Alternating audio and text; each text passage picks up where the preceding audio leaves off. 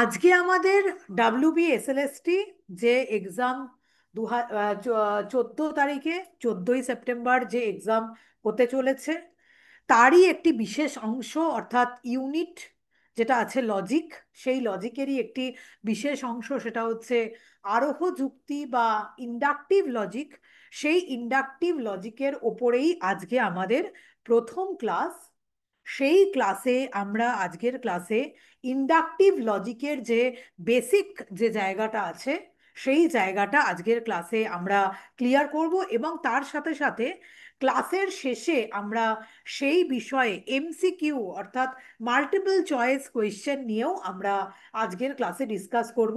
সুতরাং স্টুডেন্টদের আমি এটা রিকোয়েস্ট করব যে তোমরা পুরো ক্লাসটা থাকবে। পুরো ক্লাসটা কমপ্লিট হয়ে যাওয়ার পর আমরা যে অংশটা আজকে টোটাল পড়বো, সেই অংশ থেকেই আমরা আজকের ক্লাসেই কি কি MCQ প্রবাবল আসতে পারে, সেই MCQ গুলো কিন্তু আজকের ক্লাসে আমরা সলভ করব। আমি একটু পিডিএফটা তোমাদের সাথে শেয়ার করছি। দাঁড়াও। দেখো তো তোমরা একটু পিডিএফটা দেখতে পাচ্ছ কিনা সবাই? হ্যাঁ ম্যাম, দেখতে পাচ্ছি। আচ্ছা, দেখতে পাচ্ছ পিডিএফ। আমি আজকে যে অংশটা পড়াবো সেটা হচ্ছে, ভালো করে বুঝবে প্রত্যেকটা জায়গা। আমি কিন্তু বলছি, আমি যা অংশ আলোচনা করব তুমি তার মধ্যে থেকেই পরীক্ষায় কোয়েশ্চেন কমন পাবে, এবং এই জায়গা থেকেই পরীক্ষায় কোয়েশ্চেন আসবে। তোমরা শুধুমাত্র তোমাদের কাজ হচ্ছে MCQ সলভ করা না, তোমাদের কাজ হচ্ছে কনসেপ্ট ক্লিয়ার করা আমি যে বিষয়ে আলোচনা করছি তার ওপর। অলরেডি 90 জনের ওপরে স্টুডেন্টস ক্লাসে জয়েন করে গেছে। আজকের ক্লাসটা শুরু করা যাক। আচ্ছা, প্রথমেই আমরা এটা জানি, ভালো করে বুঝবে, প্রথমেই আমরা এটা জানি যে দর্শনের একটি গুরুত্বপূর্ণ শাখা, আমাদের ফিলোসফির অনেকগুলো গুরুত্বপূর্ণ অংশ রয়েছে। সেই সমস্ত রকম গুরুত্বপূর্ণ শাখার মধ্যে লজিক বা বাংলায় আমরা যাকে বলি যুক্তিবিজ্ঞান, সেই যুক্তিবিজ্ঞানও কিন্তু একটা খুবই উল্লেখযোগ্য একটি শাখা। ঠিক আছে? তো এই যুক্তিবিজ্ঞানে আমরা, তোমরা তো সকলেই এটা জানো যে এই যুক্তিবিজ্ঞানের ক্ষেত্রে আমরা যুক্তিকে দুভাগে ভাগ করি, একটা হচ্ছে অবরাহ যুক্তি এবং আরেকটা হচ্ছে আরোহ যুক্তি। আমরা আজকের ক্লাসে অবরাহ যুক্তি বা ডিডাকটিভ লজিক নিয়ে, আমি ইংলিশ টার্মগুলো বলে বলে যাব, সেটা কিন্তু মাথায় রাখবে। আমরা ডিডাকটিভ লজিক নিয়ে আলোচনা করব না, আমরা সরাসরিভাবে ইন্ডাকটিভ লজিক নিয়ে আলোচনা করব, বা বাংলায় যাকে বলে আরোহ অনুমান নিয়ে আলোচনা করব। ঠিক আছে? এইবার প্রশ্ন হচ্ছে যে আরোহ অনুমান বলতে কি বোঝায়। প্রথমেই যে জায়গাটা, সেটা হচ্ছে প্রথমেই যে জায়গাটা পড়াচ্ছি, সেটা হচ্ছে গ্রাউন্ডস অফ ইন্ডাকশন। ইন্ডাকশন কাকে বলে বা আরোহ কাকে বলে? Induction is a kind of inference in which we a universal conclusion on the basis of our observation of some particular instances. অর্থাৎ আরোহ অনুমান হলো এমন এক অনুমান যেখানে আমরা একটা সামান্য সিদ্ধান্ত বা ইউনিভার্সাল কনক্লুশন প্রতিষ্ঠা করি। কার উপরে ডিপেন্ড করে? On the basis of our observation of some particular instances. অর্থাৎ কিছু সংখ্যক বিশেষ দৃষ্টান্ত পর্যবেক্ষণ করে আমরা একটা ইউনিভার্সাল কনক্লুশন বা আমরা একটা সামান্য সিদ্ধান্ত আমরা প্রতিষ্ঠা করি আরোহ অনুমানের ক্ষেত্রে। আজকে আরোহ অনুমানের সঙ্গে অবরোহ অনুমানের কি পার্থক্য, সেটাও একবার আমি তোমাদের বলে দেবো। আরোহ অনুমানের ক্ষেত্রে, in case of induction, we find a process of generalisation. অর্থাৎ আরোহ অনুমানের ক্ষেত্রে আমরা যে প্রক্রিয়া অবলম্বন করি, যে প্রক্রিয়ার মাধ্যমে আমরা আরোহ অনুমানের সিদ্ধান্ত প্রতিষ্ঠা করি, তাকে কিন্তু বলা হয় দ্য প্রসেস অফ জেনারেলাইজেশন। অর্থাৎ সেটা হচ্ছে সামান্যীকরণের প্রক্রিয়া।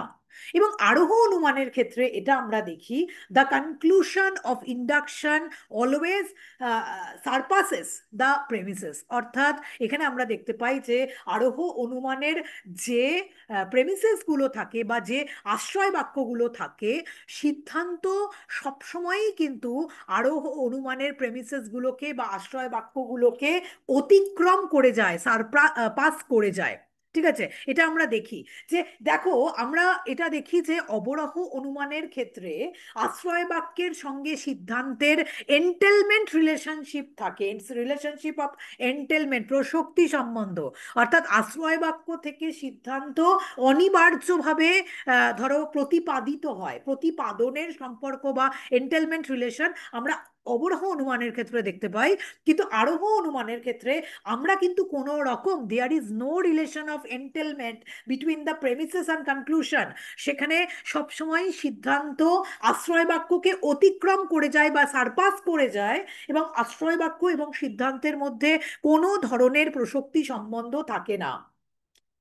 For the establishment of such conclusion, এবং এই ধরনের সামান্য সিদ্ধান্ত প্রতিষ্ঠা করার ক্ষেত্রে, হ্যাঁ, কারণ অবরাহ অনুমানে কিন্তু কোনো আমরা সামান্য সিদ্ধান্ত প্রতিষ্ঠা করি না, বিশেষ বিশেষ দৃষ্টান্তকে দেখে। আমরা কিন্তু আরোহ অনুমানের ক্ষেত্রেই পার্টিকুলার ইনস্ট্যান্সেসকে দেখে আমরা একটা ইউনিভার্সাল কনক্লুশন প্রতিষ্ঠা করি। কিন্তু যখন আমরা এই রকম ইউনিভার্সাল কনক্লুশন প্রতিষ্ঠা করি, আমাদের মাইন্ডে কিন্তু দুটো বিষয় আমাদের সবসময় মাথায় রাখতে হয়। সেটা কি মাথায় রাখতে হয়, যেটা আরোহ অনুমানের ক্ষেত্রে ঠিক কিন্তু সেটা অবরাহ অনুমানের ক্ষেত্রে সেটা লাগে না।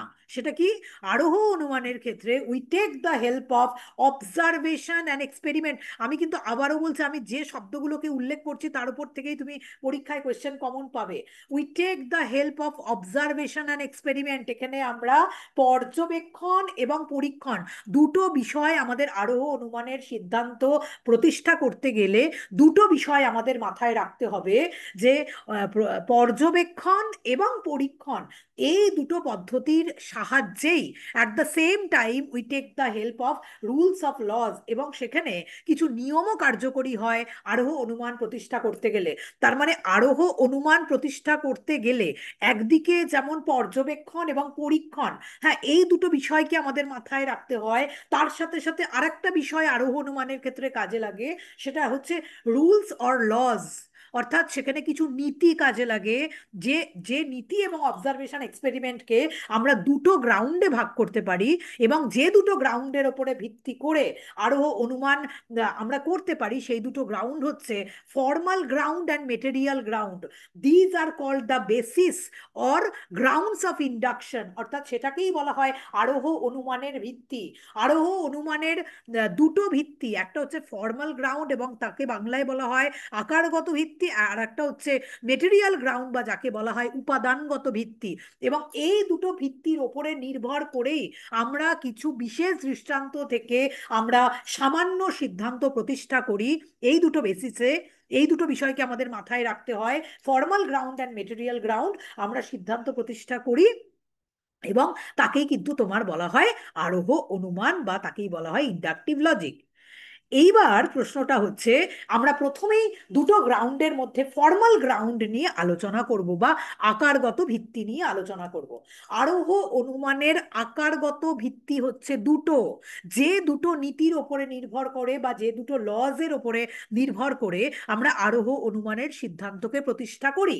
একটা হচ্ছে law of uniformity of nature, এবং আরেকটা হচ্ছে law of causation. Law of uniformity of nature, একে বাংলায় বলা হয় প্রকৃতির একরূপতা নীতি। আর আরেকটা হচ্ছে ল অফ কজেশন, যাকে বাংলায় বলা হয় কার্যকারণ নীতি। প্রকৃতির একরূপতা নীতি এবং প্রকৃতির কার্যকারণ নীতি, এই দুটো নীতি হচ্ছে আরোহ অনুমানের সামান্য সিদ্ধান্ত প্রতিষ্ঠা করার ক্ষেত্রে এই দুটোই হচ্ছে আমাদের আকারগত ভিত্তি। Though the formal aspect is not so important in the case of induction. ইন্ডাকশনের ক্ষেত্রে আকারগত ভিত্তিটা খুব বেশি পরিমাণে ইন্ডাকশনের ক্ষেত্রে কাজে লাগে তা নয়, কারণ অবরোহ অনুমানের ক্ষেত্রেই কিন্তু তার আকারগত ভিত্তিটা বা ফর্মাল গ্রাউন্ডটাকে বেশি দেখা হয়। হ্যাঁ, কিন্তু উই হ্যাভ টু ফলো, কিন্তু আমরা আরোহ অনুমানের সিদ্ধান্ত প্রতিষ্ঠা করতে গেলে we have to follow to rules আর প্রিন্সিপালস। দুটো নীতি বা দুটো রুলসকে কিন্তু আমাদের অবশ্যই মনে রাখতে হবে for the establishment of universal conclusion, সামান্য সিদ্ধান্ত প্রতিষ্ঠা করার ক্ষেত্রে। একটা বললাম law of uniformity of nature. According to the law of uniformity of nature, অর্থাৎ প্রকৃতির একরূপতা নীতি অনুযায়ী আমাদেরকে সবসময় এই নীতিটাকে মেনে চলতে হবে আরো অনুমান প্রতিষ্ঠার ক্ষেত্রে, যে এটা দিতে পারে তোমাদের পরীক্ষা, এটা মাথায় রাখবে। Nature behaves in the same manner under same circumstances. প্রকৃতি সম অবস্থায় সবসময় সম আচরণ করে, এটা তোমাকে সবসময় মাথায় রাখতে হবে। এই নীতিটা মাথায় রাখলে তবেই তুমি কোনো একটা আরোহ অনুমানের সামান্য সিদ্ধান্তকে প্রতিষ্ঠা করতে পারবে। তোমাকে মাথায় রাখতে হবে, প্রকৃতি যদি সম অবস্থায় থাকে, প্রকৃতির অবস্থার মধ্যে যদি কোনো না কোনো অ্যাব্রাপ্ট চেঞ্জেস না হয়, প্রকৃতি সম অবস্থায় সম আচরণই কিন্তু করবে, একই রকম আচরণ করবে। হঠাৎ করে তার আচরণের কোনো ধরনের কোনো পরিবর্তন কিন্তু তুমি দেখতে পাবে না।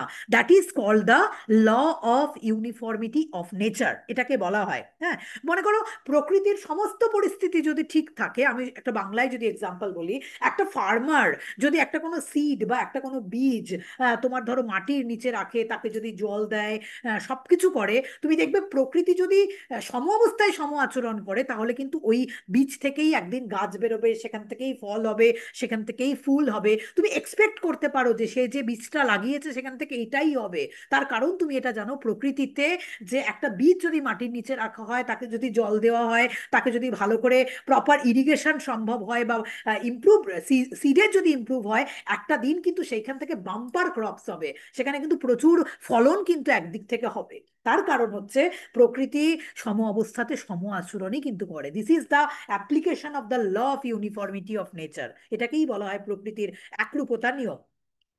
এবং এই প্রকৃতির একরূপতা নিয়ম ছাড়া আরেকটা নিয়ম আছে, যে নিয়মটা হচ্ছে বলা হয় formal ground of inductive logic. সেই নিয়মটা হচ্ছে দ্য ল অফ কজেশন, অর্থাৎ কার্যকারণ নীতি। মানে আরোহ অনুমানের সিদ্ধান্ত প্রতিষ্ঠা করার ক্ষেত্রে তোমাকে দুটো নীতিকেই মাথায় রাখতে হবে, মেনে চলতে হবে। একটা হচ্ছে কার্যকারণ নিয়ম এবং আর একটা হচ্ছে প্রকৃতির একরূপতা নীতি। কার্যকারণ নিয়ম বলতে কি বোঝায়? কার্যকারণ নিয়ম বলতে এটাই বোঝায় every event has a cause. জগতে যা কিছু ঘটনা ঘটছে তার অবশ্যই কোনো না কোনো কারণ আছে। Nothing occurs without any cause. প্রকৃতিতে এমন কোনো ঘটনা ঘটে না যার কোনো কিন্তু কারণ নেই। ঠিক আছে, তুমি হয়তো বা এটা হতে পারে যে কোনো একটা ঘটনা ঘটছে, তুমি তার কারণটাকে হয়তো জানোনি বা তুমি জানতে পারোনি। তুমি জানতে পারোনি মানে তার থেকে এটা প্রমাণ হয় না যে সেই ঘটনাটার কোনো কারণ নেই। অবশ্যই কারণ আছে, তুমি হয়তো এই কারণটা জানতে পেরেছো বা জানতে পারোনি। তার উপরে কিন্তু ল অফ কজেশন বা প্রকৃতির একরূপতা নীতি কিন্তু কখনোই অন্যরকম বিহেভ করবে না। তার মানে every event has a cause, nothing occurs without any cause. প্রকৃতিতে এমন কোনো ঘটনা ঘটে না যার কোনো কারণ নেই। ঠিক আছে, এখানে একটা এক্সাম্পল দিয়েছে যে এখনো অবধি, for example, the cause of cancer is not known still today. হ্যাঁ, তার মানে এখনো অবধি ক্যান্সারের কি বেসিক কারণ, যার থেকে মানুষের ক্যান্সার হচ্ছে, সেই কারণটা আবিষ্কার করা যায়নি। তার মানে তারা এখানে এটা বলতে চাইছেন যে কারণটা তুমি আবিষ্কার করতে পারোনি মানে ক্যান্সারের কোনো কারণ নেই, এটা কিন্তু কোনোভাবেই নয়। Rather we can say that it's cause would be known in future. ভবিষ্যতে কোনো না কোনোভাবে যারা চিকিৎসক রয়েছেন, যারা সায়েন্টিস্ট রয়েছেন, তারা কিন্তু এই ক্যান্সারের কারণটাকে তারা আবিষ্কার করতে পারবেন। এবং যেদিন তারা ক্যান্সারের প্রকৃত কারণটাকে তারা আবিষ্কার করতে পারবেন, সেদিন কিন্তু ক্যান্সারকে সারিয়ে তোলাও কিন্তু তাদের পক্ষে সম্ভব হবে। তার মানে আমরা যখন আরোহ অনুমানের কিছু বিশেষ বিশেষ দৃষ্টান্ত থেকে যখন আমরা কোনো সামান্য সিদ্ধান্তকে প্রতিষ্ঠা করব, সেখানে অবশ্যই দুটো নিয়ম আমাদের মাথায় রাখতে হবে। একটা হচ্ছে প্রকৃতির একরূপতা নিয়ম এবং আরেকটা হচ্ছে তোমার কার্যকারণ নিয়ম। এই দুটো তো গেল তোমার, কি হলো, এই দুটো হচ্ছে formal ground of inductive logic. আর এই দুটো আকারগত ভিত্তি ছাড়াও আরো দুটো কিন্তু তোমার উপাদানগত ভিত্তি আছে বা মেটেরিয়াল গ্রাউন্ড আছে। এবং এই দুটো মেটেরিয়াল গ্রাউন্ড হচ্ছে অবজারভেশন অ্যান্ড এক্সপেরিমেন্ট। একটা হচ্ছে তোমার পর্যবেক্ষণ এবং আরেকটা হচ্ছে তোমার পরীক্ষণ। হ্যাঁ, এই দুটোকে বলা হয় মেটেরিয়াল বেসিস বা material ground of inductive logic. তো এটা দিয়ে কিন্তু অবশ্যই প্রশ্ন আসবে, মাথায় রাখবে, খাতায় নোট ডাউন করে নেবে। The material basis or grounds of induction are observation and experiment.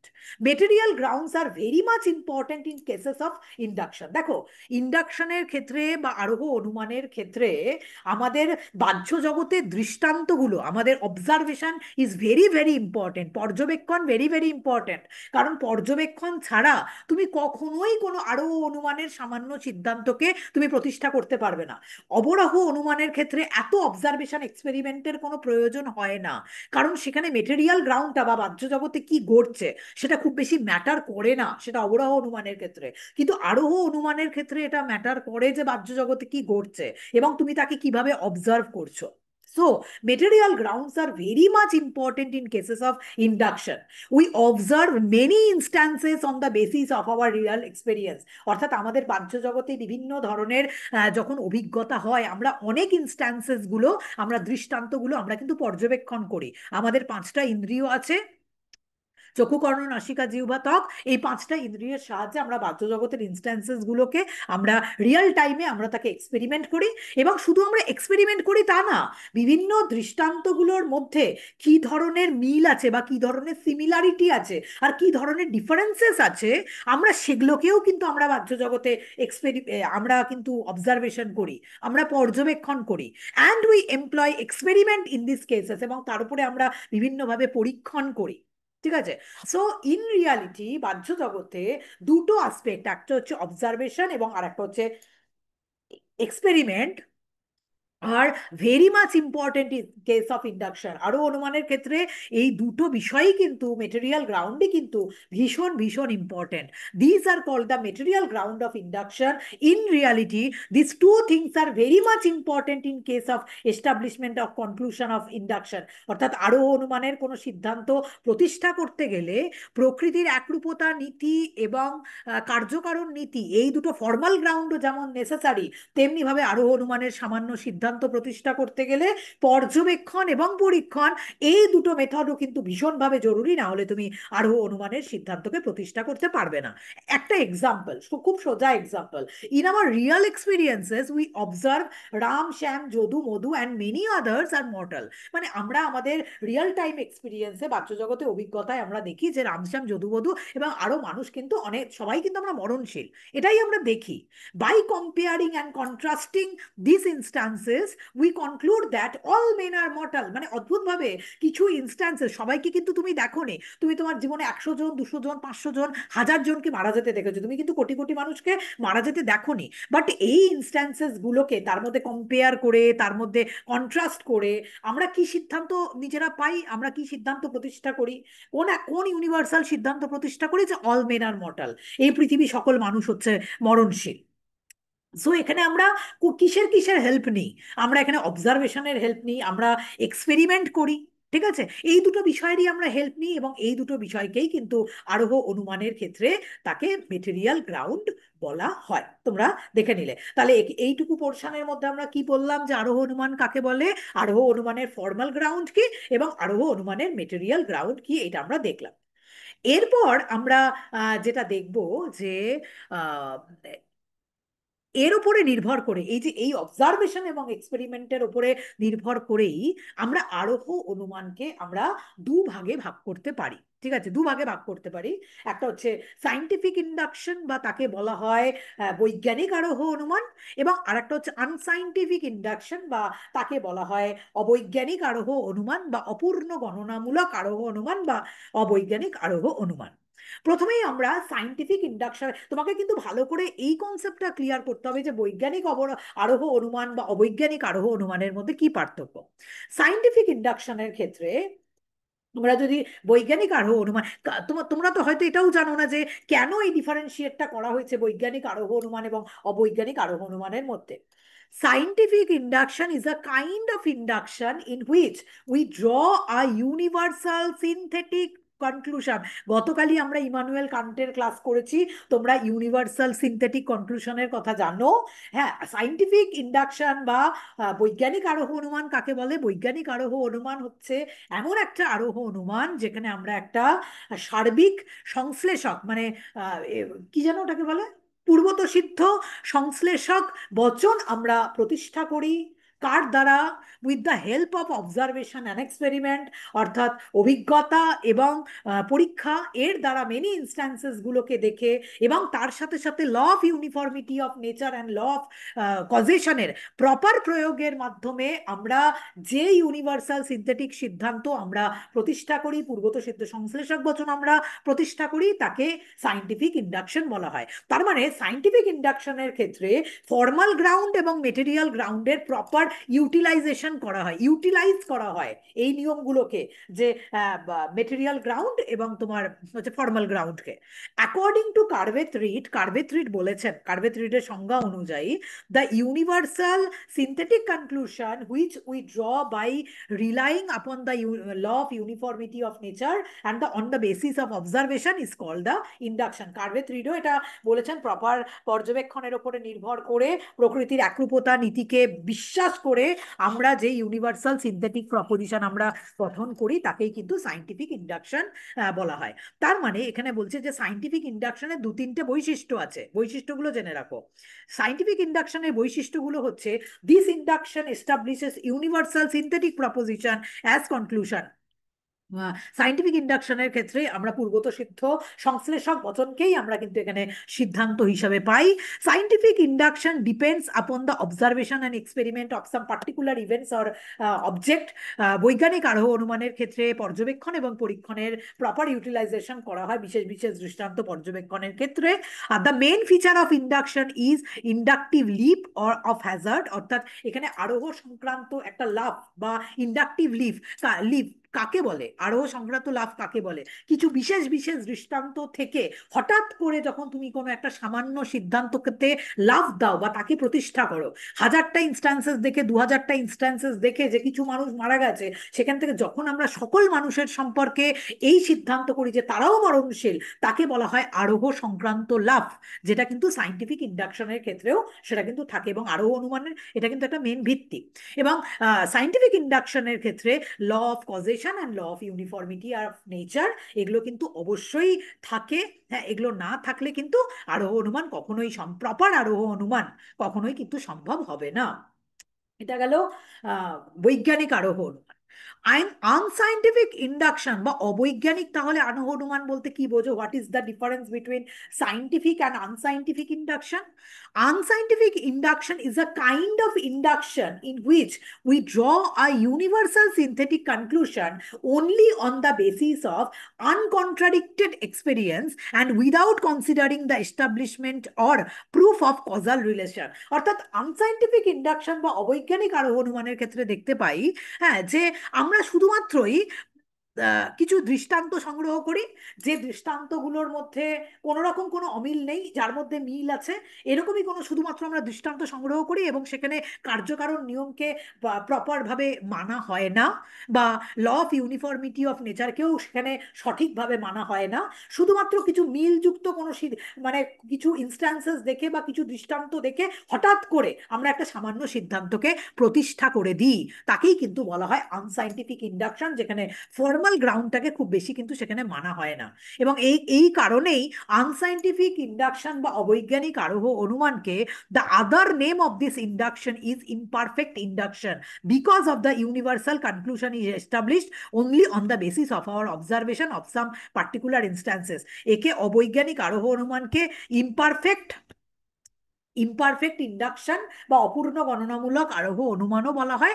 তার কারণই হচ্ছে এখানে শুধুমাত্রই কিছু মিলযুক্ত কিছু ইনস্ট্যান্সেস বা দৃষ্টান্ত দেখে এখানে হঠাৎ করে কোনো সামান্য সিদ্ধান্ত প্রতিষ্ঠা করা হয়। কিন্তু এর সাথে সাথে একে কিন্তু লৌকিক আরোহ অনুমান বা পপুলার ইন্ডাকশনও বলা হচ্ছে, কারণ আমাদের দৈনন্দিন জীবনের যে কমন অ্যাক্টিভিটিস আমরা করি, অনেক ক্ষেত্রে কিন্তু আমরা এই ধরনের মানে পপুলার ইন্ডাকশন বা অপূর্ণ গণনামূলক আরোহ অনুমান বেশিরভাগ ক্ষেত্রে ক্ষেত্রেই কিন্তু আমরা প্রয়োগ করি। যেমন একটা এক্সাম্পল বলছে, for example, the crows which we have observed in our daily life are all black, and from this we conclude that all crows are black. মানে আমরা আমাদের দৈনন্দিন জীবনে, প্রাত্যহিক জীবনে দু চারটে ধরো ক্রো বা কাককে দেখি যারা হয়তো কালো, কিন্তু সেইটুকু মাত্র মিলযুক্ত দেখেই কোনো ধরনের প্রকৃতির একরূপতা নীতি তার উপরে প্রয়োগ করি না, বা কার্যকারণ নিয়ম বা অনেক অনেক ইনস্ট্যান্সেস বা অন্য দেশে কি হয় সেগুলোও আমরা দেখি না।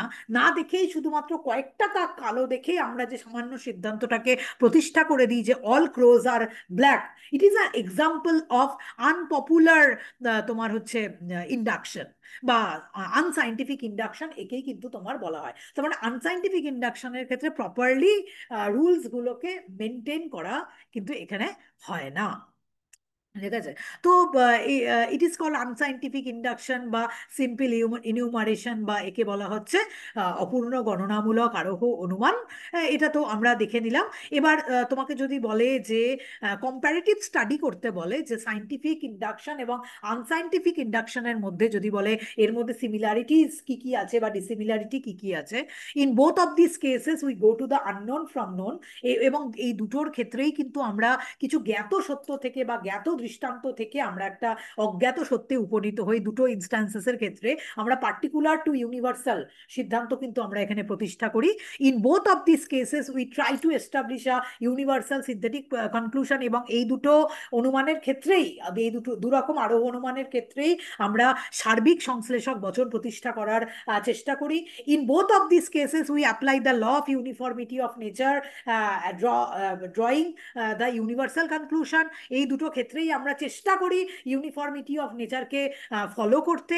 And both of this cases observe some particular facts or events to establish the universal conclusion. এবং এই দুটো ক্ষেত্রেই আমরা চেষ্টা করি যে কিছু কিছু দৃষ্টান্ত থেকে আমরা একটা সামান্য সিদ্ধান্তকে প্রতিষ্ঠা করার চেষ্টা করি। এগুলো হচ্ছে তাদের মধ্যে সিমিলারিটি, বৈজ্ঞানিক আরোহ অনুমান এবং অবৈজ্ঞানিক আরোহ অনুমানের মধ্যে এ হচ্ছে সিমিলারিটি। কিন্তু এই সিমিলারিটি গুলো ছাড়াও কিছু কিছু ডিসিমিলারিটি রয়েছে। সেটা হচ্ছে কি কি? সেগুলো হচ্ছে এটা যে scientific induction takes the help of both the laws causation and the uniformity of nature. Scientific বৈজ্ঞানিক ইন্ডাকশনের ক্ষেত্রে দুটো নিয়মই খুব প্রপারলি কাজে লাগে, প্রকৃতির একরূপতা নিয়ম এবং কার্যকারণ নিয়ম। On the other hand unscientific induction loosely consider, unscientific ইন্ডাকশনে এত প্রপারলি এই দুটো নিয়মকে কিন্তু মেনটেন করা হয় না। 2 নম্বর point, scientific induction considers both positive and negative instances. এটা কিন্তু খুব উল্লেখযোগ্য। বৈজ্ঞানিক আরোহ অনুমানের ক্ষেত্রে শুধুমাত্র আমরা সদর্থক কিছু দৃষ্টান্ত, মানে উভয় প্রকার দৃষ্টান্তের মধ্যে মিল আছে, মিলযুক্ত দৃষ্টান্তই শুধু দেখি তা কিন্তু নয়। এখানে আমরা দু ধরনের যে ইনস্ট্যান্সেস তাকেই আমরা কনসিডার করি। পজিটিভ ইনস্ট্যান্সেসও যেমন আমরা কনসিডার করি, তেমনিভাবে নেগেটিভ ইনস্ট্যান্সেসও কিন্তু আমরা সাইন্টিফিক ইন্ডাকশনের ক্ষেত্রে আমরা প্রপারলি মেনটেন করি, কনসিডার করি। Scientific induction considers both positive and negative instances. Scientific induction considers only the positive instances. কিন্তু অবৈজ্ঞানিক আরোহ অনুমান শুধুমাত্র কিন্তু আমরা পজিটিভ ইনস্ট্যান্সেস গুলোকেই সেক্ষেত্রে আমরা দেখি, আমরা নেগেটিভ ইনস্ট্যান্সেস গুলোকে কিন্তু আমরা স্ট্রেস আপ করি না, অর্থাৎ তার উপরে জোর দিই না।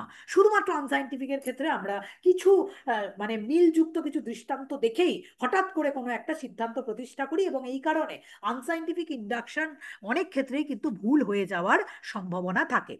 Scientific induction involves some steps which include definition of observation, analysis, elimination, generalisation. আমরা বৈজ্ঞানিক আরোহ অনুমানের ক্ষেত্রে দেখি এটাই যে আমরা প্রত্যেকটা স্টেপ এখানে ফলো করি, আমরা পর্যবেক্ষণ করি, আমরা প্রত্যেকটা ইনস্ট্যান্সেস গুলোকে অ্যানালাইজ করি, যেগুলোকে এলিমিনেট করতে হবে, যেগুলোকে বাদ দিতে হবে সেগুলোকে বাদ দিই, এবং তারপরে আমরা জেনারেলাইজেশন করি। কিন্তু আরো অবৈজ্ঞানিক আরোহ অনুমানের ক্ষেত্রে এই স্টেপসগুলোকে কিন্তু প্রপার মেনটেন করা হয় না। বৈজ্ঞানিক আরোহ অনুমানের ক্ষেত্রে ল অফ কজেশন যতটা ইম্পর্টেন্ট রোল প্লে করে, অবৈজ্ঞানিক আরোহ অনুমানের ক্ষেত্রে কিন্তু ল অফ কজেশন কনক্লুশনের ক্ষেত্রে এত ইম্পর্টেন্ট রোল প্লে কিন্তু করে না কখনোই। ঠিক আছে? এগুলোই হচ্ছে তোমার মানে সাইন্টিফিক ইন্ডাকশন যতটা বেশি ধরো তোমার সত্য হওয়ার সম্ভাবনা থাকে, আনসাইন্টিফিক ইন্ডাকশন কিন্তু এতটা প্রবাবিলিটি তার থাকে না, সত্য হওয়ার এতটা প্রবাবিলিটি থাকে না, তার মধ্যে মিথ্যা হওয়ার চান্সও কিন্তু অনেক বেশি থেকে যায়। তার কারণ কি? তার কারণই হচ্ছে এটা যে আমরা সেক্ষেত্রে শুধুমাত্র সদর্থক দৃষ্টান্তগুলোকেই যেহেতু আমরা পর্যবেক্ষণ করি, তার মধ্যে ভুল হয়ে যাওয়ার চান্স কিন্তু অনেক বেশি থাকে আনসাইন্টিফিক ইন্ডাকশনের ক্ষেত্রে। ঠিক আছে? এটা তো আমাদের গেল সাইন্টিফিক ইন্ডাকশন অ্যান্ড আনসাইন্টিফিক ইন্ডাকশনের হচ্ছে বৈশিষ্ট্য। এখানে ইন শর্ট যদি আমরা এটা বলি যে আনসাইন্টিফিক ইন্ডাকশনের গুরুত্বকে কিন্তু আমরা দৈনন্দিন জীবনে অস্বীকার করতে পারি না, because in our daily life we apply unscientific induction for practical reasons. আমরা আমাদের দৈনন্দিন জীবনে বিভিন্ন কাজ সম্পন্ন করার জন্য আমরা কিন্তু আনসাইন্টিফিক ইন্ডাকশনকে আমরা অ্যাপ্লাই করি, অবৈজ্ঞানিক আরোহ অনুমানকে অ্যাপ্লাই করি। আমরা কিন্তু সত্যি সত্যি কিছু কাক কালো দেখে সব কাককেই কালো বলার একটা টেন্ডেন্সি আমাদের মধ্যে থাকে, কিছু মানুষকে খারাপ দেখে পৃথিবীর সকল মানুষ খারাপ বলারও টেন্ডেন্সি কিন্তু প্রত্যেকটা আমাদের মানুষের মধ্যে জেনারেলি থাকে। তুমি চেনোই না কাউকে, কিন্তু একটা জেনারেলাইজ করা, এ খারাপ এ খারাপ সবাই খারাপ এই পৃথিবী, কেউ আমার জন্য কখনো ভালো হতে পারে না, এই টেন্ডেন্সিও কিন্তু আমাদের আনসাইন্টিফিক ইন্ডাকশনের ক্ষেত্রে থাকে। বাট লজিক্যালি যদি দেখতে পাও, এই ধরনের inference is very very weak. ঠিক আছে? কারণ এখানে তুমি তোমার বিরোধী দৃষ্টান্তটাকে কখনোই কিন্তু তুমি দেখছো না, হ্যাঁ, তাকে গুরুত্ব দিচ্ছ না, এবং সত্য প্রতিষ্ঠা করার ক্ষেত্রে we can not establish the truth, তুমি সত্যকে কখনো প্রতিষ্ঠাই করতে পারবে না শুধুমাত্র আনসাইন্টিফিক ইন্ডাকশনের উপরে ভিত্তি করে। কিন্তু সাইন্টিফিক ইন্ডাকশনের ক্ষেত্রে কিন্তু এগুলো সবই সম্ভব। সাইন্টিফিক ইন্ডাকশনের ক্ষেত্রে আমরা অনেক বেশিরভাগ ক্ষেত্রেই আমরা আহ, সঠিক সিদ্ধান্ত আমরা প্রতিষ্ঠা করি সাইন্টিফিক ইন্ডাকশনের ক্ষেত্রে। ঠিক আছে? এবার তো আর আর এটাতে আমি যেগুলো বলে দিলাম তার বাইরে তো কিছু আসবে না।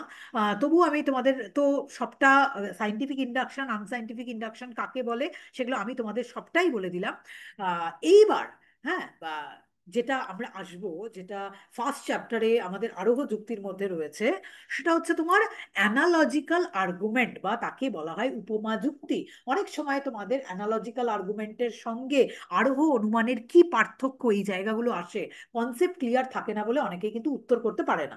অ্যানালজিক্যাল আর্গুমেন্ট কথাটার মানে হচ্ছে উপমা যুক্তি।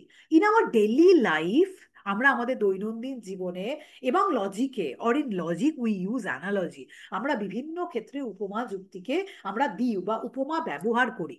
ঠিক আছে? দৈনন্দিন জীবনে অনেক সময় ব্যবহার করি। Generally when something is described or compared, আমাদের দৈনন্দিন জীবনে মানুষ সবসময় কি চায় বলতো? কাউকে কোনো কিছুর সঙ্গে কম্পেয়ার করতে। আমরা কম্পেয়ার করতে খুব ভালোবাসি। ঠিক আছে?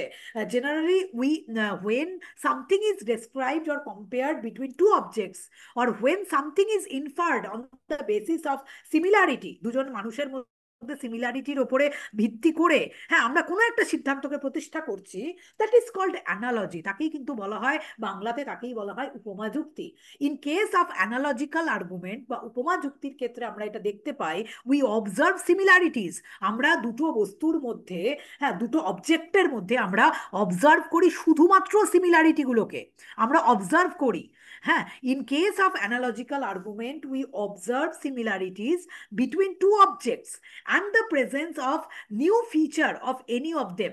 অর্থাৎ দুটো বিষয়ের মধ্যে আমরা দেখি যে তাদের মধ্যে সিমিলারিটি কি কি আছে, এবং সেই সিমিলারিটির ওপরে ভিত্তি করে একটা বিষয়ে কোনো একটা নতুন জিনিস দেখে আমরা চিন্তা করে নিই যে আর একটা বিষয়ের মধ্যেও সেটা থাকবে, কারণ অনেক কিছু বিষয়ের মধ্যে দুজনের মধ্যে সিমিলারিটি আছে, সুতরাং এর মধ্যে যদি এই গুণটা এক্সট্রা থাকে তাহলে আরেকজনের মধ্যেও সেটা থাকবে। ঠিক আছে? এই ধরনের একটা অ্যানালজি কিন্তু আমাদের এখানে চলে আসে। According to J S. Mill, John Stuart Mill analogical আর্গুমেন্টের ক্ষেত্রে বলেছেন, if two events are similar to one or more context, বলছে দুটো ইভেন্টের মধ্যে বা দুটো ঘটনার মধ্যে দুই বা ততোধিক বিষয়ে যদি তোমার সিমিলারিটি থাকে, and if a proposition is true about one event, এবং দেখি যদি আরেকটা কোনো এক্সট্রা কোনো ক্যারেক্টারিস্টিক্স একটা একটা ইভেন্টের ক্ষেত্রে রয়েছে, সেইখান থেকে আমরা এটা ইনফার করে নিই যে আরেকজনের মধ্যেও কিন্তু সেটা আরেকজনের ক্ষেত্রেও কিন্তু সেটা ট্রু হবে। একটা এক্সাম্পল দিলে পুরো বিষয়টা ঠিক হবে। দু ধরনের এক্সাম্পল আমি এখানে দিচ্ছি অ্যানালজিক্যাল আর্গুমেন্টের ক্ষেত্রে। একটা হচ্ছে কংক্রিট এক্সাম্পল এবং আরেকটা হচ্ছে সিম্বলিক এক্সাম্পল। কংক্রিট এক্সাম্পল কি, একটা এক্সাম্পল বাংলা বইগুলোতেও তোমরা পাবে। হ্যাঁ, there are similarities between Earth and Mars. তোমরা জানো যে পৃথিবী এবং মঙ্গল গ্রহের মধ্যে অনেক ধরনের সিমিলারিটি বা মিল আমরা দেখতে পেয়েছি। যেমন কি কি মিল আমরা দেখতে পেয়েছি? হ্যাঁ, পৃথিবীতে জল আছে, হ্যাঁ মঙ্গল গ্রহেও জল আছে। পৃথিবীতে মাটি আছে, সয়েল আছে, মঙ্গল গ্রহেও সয়েল আছে। পৃথিবীতে হিট আছে বা পৃথিবী গরম, মঙ্গল গ্রহ গরম। পৃথিবীর একটা ওয়েদার টেম্পারেচার রয়েছে, পৃথিবীর একটা গ্র্যাভিটেশন রয়েছে, তেমনিভাবে মার্সের মধ্যে বা মঙ্গলের মধ্যেও গ্র্যাভিটেশন রয়েছে। We also observe the presence of life on earth. ঠিক আছে, আমরা তাহলে কি কি মিল দেখতে পেয়েছি পৃথিবী এবং মঙ্গল গ্রহের মধ্যে? পৃথিবী এবং মঙ্গল গ্রহের মধ্যে আমরা এই মিলগুলো দেখতে পেয়েছি যে তাদের দুজনের মধ্যেই জল আছে, তাদের দুজনের ক্ষেত্রেই মাটি আছে, হিট আছে, ওয়েদার আছে, গ্র্যাভিটেশন আছে, এক্সেট্রা। এইবার কি হলো, আমরা এতগুলো সিমিলারিটি বা এতগুলো মিল আমরা পর্যবেক্ষণ করলাম। এটা অবজার্ভ করার পর we also observe the presence of life on earth. অর্থাৎ আমরা দেখছি যে এগুলোর সাথে সাথে পৃথিবীতেও লাইফ আছে বা পৃথিবীতে প্রাণ আছে। এবার all the basis of this similarities বলছে প্রিভিয়াস যে সিমিলারিটি পৃথিবী এবং মঙ্গল গ্রহের মধ্যে আছে সেটা দেখে নিয়ে, হ্যাঁ we may conclude that there may probably be life on the Mars. আমরা জানি না মার্সে লাইফ আছে কি নেই, কিন্তু পৃথিবীতে লাইফ আছে বলে আমরা মার্সের ক্ষেত্রেও কিন্তু এটা অ্যাপ্লাই করে দিই। তার মানে মার্সেও নিশ্চয়ই লাইফ থাকবে বা প্রাণ থাকবে। পৃথিবীতে যদি water, soil, heat, weather, gravitation থাকে এবং তার সাথে যদি মঙ্গল গ্রহের মিল থাকে, তাহলে পৃথিবীতে যদি লাইফ থাকে তাহলে মঙ্গল গ্রহেও অবশ্যই হ্যাঁ একটা লাইফ থাকবে। And that this is the proper example of analogical argument, এবং এটাকেই বলা হয় উপমা যুক্তি বা তাকেই কিন্তু বলা হয় অ্যানালজিক্যাল আর্গুমেন্ট। আর এর সিম্বলিক এক্সাম্পল কি? এর সিম্বলিক এক্সাম্পল হচ্ছে there are similarities between A and B in respect of C D F G. বলছে এটাকে যদি তুমি ধরে নাও আর তার বিটাকে যদি তুমি ধরে নাও মার্স, হ্যাঁ এর সাথে বি এর যদি ডি এফ জি এ এতগুলো বিষয়ে তোমার যদি মিল থাকে, তাহলে তুমি এটা ধরে নেবে যে এর মধ্যে যদি এক্সট্রা একটা কোনো কিছু থাকে, সেইখান থেকে কিন্তু আমরা পৃথিবীর সঙ্গে মার্সের যে মার্সেও কিন্তু সেটা আমরা অ্যাপ্লাই করতে পারি। ঠিক আছে, that is called the analogical argument. অর্থাৎ মানে তোমার যদি আমি বলি যে উম, উপমা যুক্তির ক্ষেত্রে আমরা আহ, আমি বলছি সেই পয়েন্টটা যে analogical argument can be regarded as induction proper. একেও আরোহ অনুমানের একটা পার্ট বলা হয়, because in this case we need observation like induction. এখানেও কিন্তু প্রপার অবজারভেশনের মাধ্যমেই আমরা কিন্তু নোন বিষয় থেকে আননোন বিষয়েই কিন্তু আমরা এখানে উপনীত হই। কিন্তু একে প্রপারলি যে একে উপমা যুক্তিকে আরোহ অনুমান বলা যাবে তা কিন্তু নয়। তার কারণ কি, আরোহ অনুমানের ক্ষেত্রে আমরা বিশেষ দৃষ্টান্ত থেকে সামান্য সিদ্ধান্ত প্রতিষ্ঠা করি, অর্থাৎ পার্টিকুলার ইনস্ট্যান্সেস থেকে আমরা একটা ইউনিভার্সাল কনক্লুশন আমরা আরোহ অনুমানের ক্ষেত্রে প্রতিষ্ঠা করি। কিন্তু তুমি খেয়াল করে দেখো, উপমা যুক্তির ক্ষেত্রে আমরা কখনোই বিশেষ দৃষ্টান্ত থেকে সামান্য সিদ্ধান্ত প্রতিষ্ঠা করি না। আমরা উপমা যুক্তির ক্ষেত্রে বিশেষ দৃষ্টান্ত থেকে আমরা একটা বিশেষ দৃষ্টান্তে পার্টিকুলার টু পার্টিকুলার ইনস্টান্সেস কিন্তু আমরা উপনীত হই। হ্যাঁ, আমরা পৃথিবীর সঙ্গে মঙ্গল গ্রহের হ্যাঁ হিট, সয়েল, ওয়াটার এগুলো আছে, তার থেকে পৃথিবীর প্রাণ আছে বলে মঙ্গল গ্রহেও প্রাণ আছে, এইরকম একটা বিশেষ সিদ্ধান্ত আমরা প্রতিষ্ঠা করি। আহ, উপমা যুক্তির ক্ষেত্রে বিশেষ থেকে আমরা বিশেষ সিদ্ধান্তই প্রতিষ্ঠা করি, বিশেষ থেকে কিন্তু কখনো সামান্য সিদ্ধান্ত প্রতিষ্ঠা করি না। কিন্তু আরোহ অনুমানের ক্ষেত্রে কিন্তু সর্বদাই আমরা বিশেষ থেকে পার্টিকুলার থেকে আমরা ইউনিভার্সাল কনক্লুশনই কিন্তু আমরা প্রতিষ্ঠা করে থাকি। তার মানে আমি যদি বলি যে অ্যানালজিক্যাল আর্গুমেন্টের ফিচার্স কি কি আছে, ঠিক আছে, অ্যানালজিক্যাল আর্গুমেন্টের ফিচার্স আছে হচ্ছে এটা যে the basis of analogical argument is imperfect similarity. অর্থাৎ অ্যানালজিক্যাল আর্গুমেন্টে আমরা শুধুমাত্রই কিছু সাদৃশ্য, যে সাদৃশ্যগুলো হয়তো বা ইমপারফেক্ট, মঙ্গল গ্রহের সঙ্গে পৃথিবীর কোনো হয়তো মিল নেই, সেভাবে পারফেক্ট কোনো সিমিলারিটি নেই, কিন্তু ইমপারফেক্ট কিছু সিমিলারিটির ওপরে ডিপেন্ড করে আমরা অ্যানালজিক্যাল আর্গুমেন্ট প্রতিষ্ঠা করি। We go to particular truth from particular truth. এই যে যেটা আমি তোমাদের বললাম বললাম, এটার উপর থেকে তোমরা পরীক্ষায় প্রশ্ন পেতে পারো যে অ্যানালজিক্যাল আর্গুমেন্টের ক্ষেত্রে আমরা বিশেষ দৃষ্টান্ত থেকে, বিশেষ সত্য থেকে বিশেষ সত্যেই উপনীত হই। কখনোই আমরা আরোহ অনুমানের মতো বিশেষ সত্য থেকে সামান্য সিদ্ধান্তে আমরা কখনো উপনীত হই না। Analogical argument is a kind of induction. বলা হয় যে এই আরোহ অনুমান এক ধরনের, মানে উপমা যুক্তিও হচ্ছে এক ধরনের আরোহ অনুমান। তার কারণ এখানেও ওই ধরনের একটা ইন্ডাকটিভ লিফ বা আরোহ সংক্রান্ত যে জাঁপ, সেটাও বর্তমান থাকে, আরোহ অনুমানের ক্ষেত্রে থাকে না, যে বিশেষ সিদ্ধান্ত থেকে হঠাৎ করে সামান্য সিদ্ধান্ততে একটা লাভ দিলাম বা প্রতিষ্ঠা করলাম। এই ক্ষেত্রেও আমরা দেখি কিছু ইমপারফেক্ট সিমিলারিটির ওপরে নির্ভর করে আমরা কি করি, যে আমরা সামান্য একটা বিশেষ সিদ্ধান্তকে প্রতিষ্ঠা করে দিই। হ্যাঁ, হয়তো তার সাথে তার কোনো মিলই নেই, ঠিক আছে, তবু আমরা প্রতিষ্ঠা করি। অ্যানালজিক্যাল আর্গুমেন্টের ক্ষেত্রে আমরা কোনোভাবে ল অফ কজেশনকে এখানে কোনোভাবে কনসিডার করি না। ঠিক আছে, এই কারণে the conclusion of analogical argument never become certain. এবং এই কারণে অ্যানালজিক্যাল আর্গুমেন্ট বা আরো অনুমানের যে উপমা যুক্তির যে সিদ্ধান্ত, সেই সিদ্ধান্ত অনেক সময় মিথ্যা হয়ে যেতে পারে। সেটা কিন্তু বৈজ্ঞানিক আরোহ অনুমানের মতো, হ্যাঁ, সত্য হতে পারে না। তাহলে এই প্রশ্নটা তোমার মধ্যে এটা থাকতে পারে, তাহলে অবৈজ্ঞানিক আরোহ অনুমানের সঙ্গে তোমার উপমা যুক্তির পার্থক্যটা কোথায়? কারণ দুটো ক্ষেত্রেই তো সিদ্ধান্তের ভুল হয়ে যাওয়ার চান্সেস অনেক বেশি। তার কারণ এখানে ল অফ কজেশন কোনোভাবেই দুটো জায়গাতেই কাজ করে না। পার্থক্যটা এই জায়গায়, অপূর্ণ গণনামূলক আরোহ অনুমান বা অবৈজ্ঞানিক আরোহ অনুমানের সঙ্গে আমাদের পার্থক্যটা উপমা যুক্তির এই জায়গাটাতে, যে উপমা যুক্তিতে we go to particular truth from the particular truth, কিন্তু অপূর্ণ গণনামূলক আরোহ অনুমান বা আনসাইন্টিফিক ইন্ডাকশনের ক্ষেত্রে we go to universal truth from a particular truth. Particular instances দেখে আমরা ইউনিভার্সাল সিদ্ধান্ত প্রতিষ্ঠা করি। That is the main difference. কিন্তু হ্যাঁ, আবারও বলছি যে অ্যানালজিক্যাল আর্গুমেন্টের ভ্যালুটা তুমি কখনো কম বলতে পারবে না। আমরা আমাদের দৈনন্দিন জীবনে কিন্তু এই ধরনের অ্যানালজিক্যাল আর্গুমেন্ট খুবই আমরা ব্যবহার করি।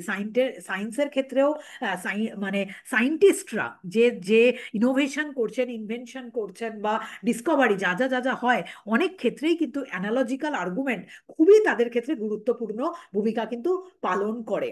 হুম। এই জন্য অনেকে বলে যে analogical argument is the starting point of scientific induction. ঠিক আছে, অ্যানালজিক্যাল আর্গুমেন্ট কিন্তু অনেক সময় খুব দরকার কিন্তু সেখানে হয়ে পড়ে। তো criteria of evaluating analogical argument ওই একই কথা এখানেও প্রযোজ্য, যে যত তুমি সিমিলারিটি দেখতে পাবে, যত দুটো বিষয়ের মধ্যে তুমি সিমিলারিটি দেখবে, তত বেশি কিন্তু অ্যানালজিক্যাল আর্গুমেন্টের যে ভ্যালু বা মূল্য, সেটা কিন্তু আরো বেশি বৃদ্ধি পাবে। কারণ দুটো বিষয়ের মধ্যে যত যত বেশি পরিমাণে মিল থাকবে, হ্যাঁ, তার উপরে ডিপেন্ড করে আমরা আরেকটা বস্তু সম্পর্কে কিছু নতুন বলতে পারবো, ধরো। ঠিক আছে, কিন্তু যত কম তোমার সাদৃশ্য থাকবে, তত বেশি কিন্তু উপমা যুক্তির যে সিদ্ধান্ত, পার্টিকুলার ট্রুথ, সেটা কিন্তু ভুল হয়ে যাওয়ার চান্সেস কিন্তু তোমার অনেক বেশি থাকবে সেখানে। যে যত বেশি তোমার সাদৃশ্য থাকবে দুটো বিষয়ের মধ্যে, তত বেশি অ্যানালজিক্যাল আর্গুমেন্টের সিদ্ধান্ত সত্য হওয়ার সম্ভাবনা থাকবে। এবং সেখানে দেখে নিতে হবে যে দুটো বিষয়ের মধ্যে অমিল যেন খুব বেশি না থাকে, দুটো বিষয়ের মধ্যে মিলই যেন বেশি থাকে। এটা তো আর নতুন করে বলার দরকার নেই, এখানে পয়েন্টগুলো তোমরা অলরেডি বুঝতে পেরেছো। এবার এই অ্যানালজিকেও বা উপমা যুক্তিকেও আমরা দুভাগে ভাগ করতে পারি। একটা হচ্ছে গুড অ্যানালজি এবং আরেকটা হচ্ছে ব্যাড অ্যানালজি। হ্যাঁ, গুড অ্যানালজি আর ব্যাড অ্যানালজির মধ্যে মানে ভালো উপমা যুক্তি এবং মন্দ উপমা যুক্তি কাকে বলে, জাস্ট মানে খুব ছোট্ট জিনিস, কনসেপ্ট শুধু ক্লিয়ার রাখতে হবে। গুড অ্যানালজি আর ব্যাড অ্যানালজির মধ্যে ডিফারেন্সটা হচ্ছে এই জায়গাটাতে, যে গুড অ্যানালজির ক্ষেত্রে সাদৃশ্যের সংখ্যা তোমার অনেক বেশি হবে দুটো বিষয়ের মধ্যে। হ্যাঁ, observed similarities, the most important event, the relevance of the observed similarities। হ্যাঁ, এখানে মানে মানে উপমা যুক্তির ক্ষেত্রে তোমার অবজার্ভ সিমিলারিটিসটাই মেন ইম্পর্টেন্ট ভূমিকা কিন্তু তোমার এখানে পালন করে। ঠিক আছে, এক সেকেন্ড দাঁড়াও, তো একটা ফোন আসছে, এক সেকেন্ড দাঁড়াও।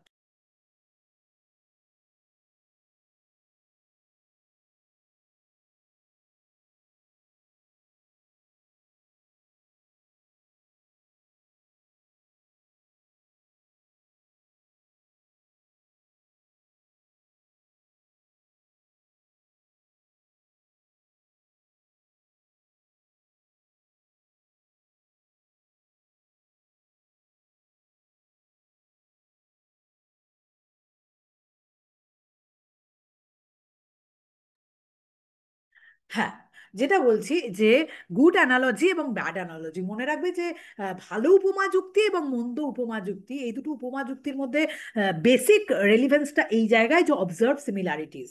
যত অবজার্ভ সিমিলারিটি দুটো বিষয়ের মধ্যে যে সাদৃশ্য রয়েছে, সেই সাদৃশ্যের প্রাসঙ্গিকতা, বলতে পারো প্রাসঙ্গিকতা যত বেশি থাকবে, ততই তোমার অ্যানালজিক্যাল আর্গুমেন্টের যে সিদ্ধান্ত, সেই সিদ্ধান্ত সঠিক হওয়ার চান্সেস থাকবে।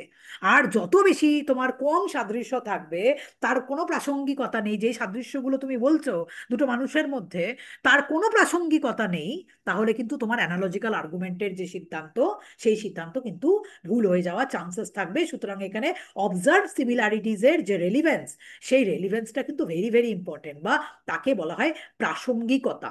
এই প্রাসঙ্গিকতার উপরে নির্ভর করেই কিন্তু গুড, সেটা গুড অ্যানালজির মধ্যে পড়বে, ভালো উপমা যুক্তির মধ্যে পড়বে, না মন্দ উপমা যুক্তির মধ্যে পড়বে, সেটা কিন্তু তুমি নির্ধারণ করতে পারবে। সেটা তার উপরে ডিপেন্ড করে যে তোমার অবজার্ভ সিমিলারিটিস গুলোর মধ্যে কতটা তার মধ্যে রেলিভেন্স রয়েছে। ঠিক আছে। এইবার এটা তো আর relation between analogy and simple enumeration আমি তো বলে দিলাম যে তোমার অনেকের মনে হতে পারে, যাদের কনসেপ্ট ক্লিয়ার নেই বিশেষত, তাদের এটা মনে হতে পারে যে হয়তোবা উপমা যুক্তি এবং অপূর্ণ গণনামূলক আরোহ অনুমান বা অবৈজ্ঞানিক আরোহ অনুমান এরা বেসিক্যালি একই। ঠিক আছে, একই প্রকার, কিন্তু তা কিন্তু আখেরেই নয়। ঠিক আছে। তার কারণই হচ্ছে অ্যানালজিক্যাল আর্গুমেন্টের ক্ষেত্রে আমরা ওয়ান পার্টিকুলার কেস থেকে আদার পার্টিকুলার কেসে আমরা উপনীত হই, কিন্তু ইন্ডাকশনের ক্ষেত্রে কিন্তু আমরা সবসময় এটা মাথায় রাখবে, এই পয়েন্টটা, পার্টিকুলার টু ইউনিভার্সালেই কিন্তু আমরা উপনীত হই। বিশেষ বিশেষ দৃষ্টান্ত থেকে আমরা একটা সার্বিক সিদ্ধান্ত, ইউনিভার্সাল ট্রুথকে আমরা প্রতিষ্ঠা করতে চাই। ঠিক আছে। কিন্তু অ্যানালজিক্যাল আর্গুমেন্টের ক্ষেত্রে কিন্তু সেটা হয় না, সেখানে বিশেষ থেকে বিশেষ সিদ্ধান্তই আমরা সেখানে প্রতিষ্ঠা করি। হ্যাঁ। তো প্রপার যারা এমিনেন্ট যারা লজিশিয়ান রয়েছেন, তারা এটা বলেছেন যে আমাদের দৈনন্দিন জীবনে অবরহ যুক্তির যেমন গ্রহণযোগ্য ভূমিকা রয়েছে, তেমনিভাবে আরোহ যুক্তিরও গ্রহণযোগ্য ভূমিকা রয়েছে, এবং সেখানে সায়েন্টিফিক ইন্ডাকশন, আনসায়েন্টিফিক ইন্ডাকশন এবং তার সাথে সাথে অ্যানালজিক্যাল আর্গুমেন্ট, প্রত্যেকের দৈনন্দিন জীবনে তার গ্রহণযোগ্যতা রয়েছে।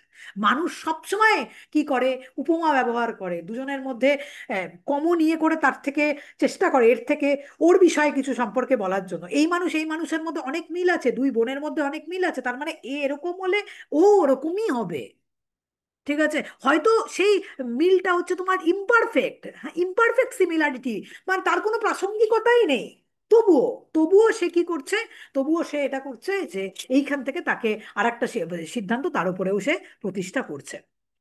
হ্যাঁ। So analogy and simple enumeration, হ্যাঁ, ডিফার ইন মেনি রেসপেক্টস। হ্যাঁ, কিন্তু এটা তোমাকে মানতেই হবে।